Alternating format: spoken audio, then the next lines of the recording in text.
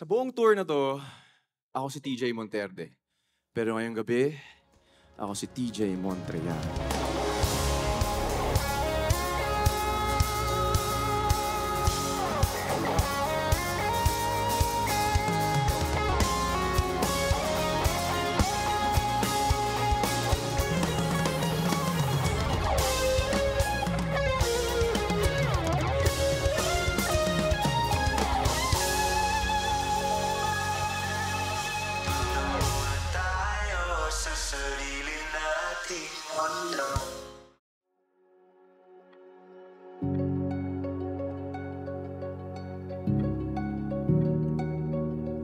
Second time pa lang namin dito. And dito ako sobrang excited na puntahan. Kasi masarap yung kape. Tama ka dyan. Kahit saan. Tsaka first time ni KZ dito. Kaya umikot kami. Ang ganda ng lugar. This is our 6th show for the North America tour, the US-Canada tour. And I'm just really grateful kasi nakabalik ako dito sa Montreal.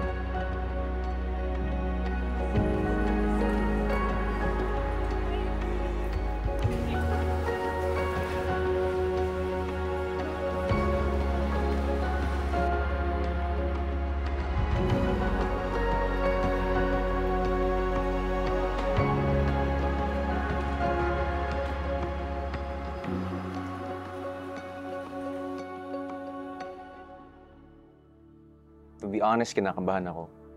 Hindi ko alam how to feel. Tapos yung preparations namin for this is really ibang-iba dun sa mga naunang ginawa namin.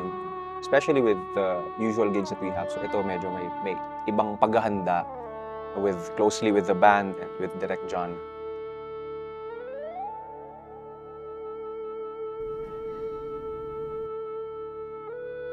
Step 4 zones, no? 1, 2, 3, 4.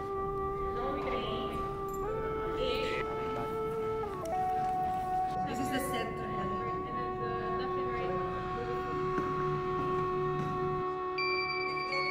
Kinakabahan ako but mas excited ako kasi I know na yung mga pupunta really listeners, yung mga nakinig at alam yung music ko that I've been producing for the past 12 years. So I'm so happy.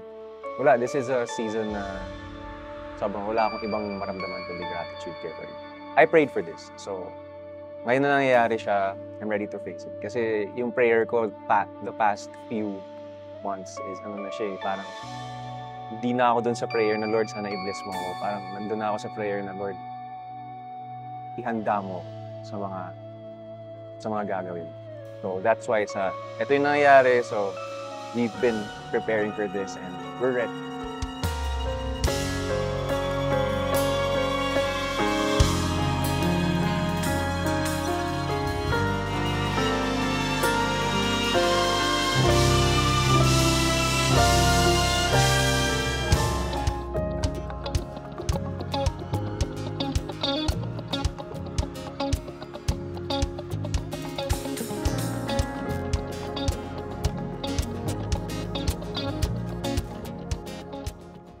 Concert, hindi ko na-imagine mag-concert kasi feeling ko walang manonood. Kasi ako masaya na ako na ma-release yung songs ko, okay na ako dun. But to be able to do a world tour even here in Montreal and punuin tong Saint-Denis, sobrang bonus na yun.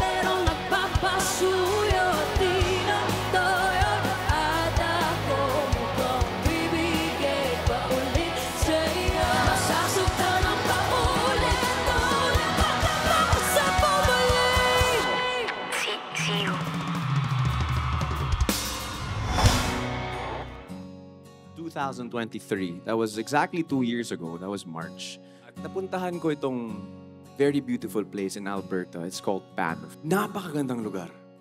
As in, first time ko makakita ng ganun, coming from the Philippines. So, nung nakita ko siya, sabi ko talaga, wow, Lord, grabe, napakaganda ng lugar na to.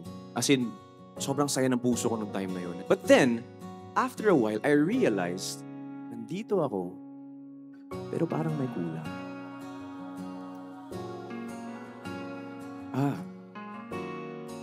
Wala si Casey. Yun yung pinaka-emosyon na naramdaman ko nung time na yun. Di ba dapat parang buo ako pag wala siya? Individually, we have to be, kaya natin. But, na-realize din namin na maybe this is what it means when you are one. It's not that kulang ka pag wala siya, but it's just that it's a million times better when she's around.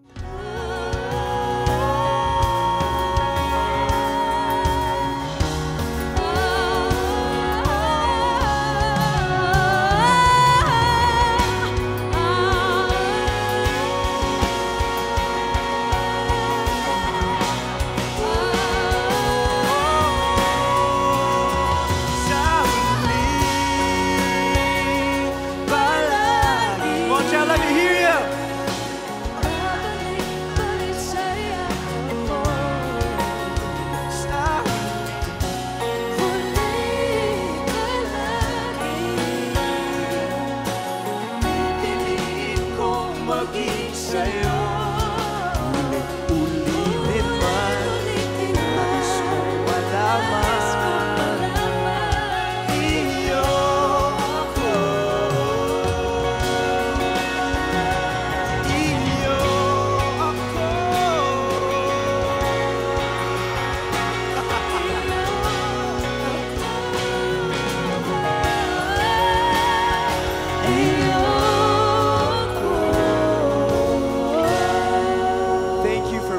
Our dreams come true, Montreal. Maraming salamat sa iyo lahat. Once again, KZ Monterde and I'm TJ Monterde. Salamat at sinamahan niyo kami ngayong gabi dito sa Sarili Nating Mundo! Tayo sa sarili nating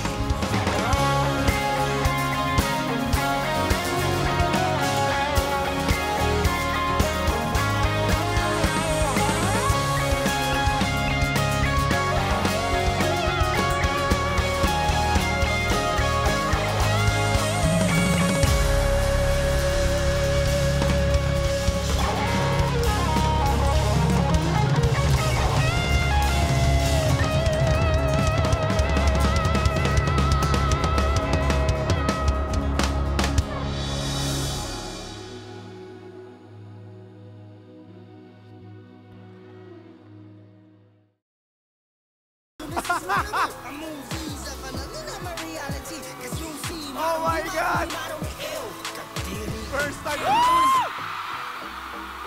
Direk Nati! Depending on isa kung ba Hinto, dito basta bingo Gingo, kahit na wala pang hinto 100% Masaya Montreal, bro! Once again, palakpakan natin, John Prats!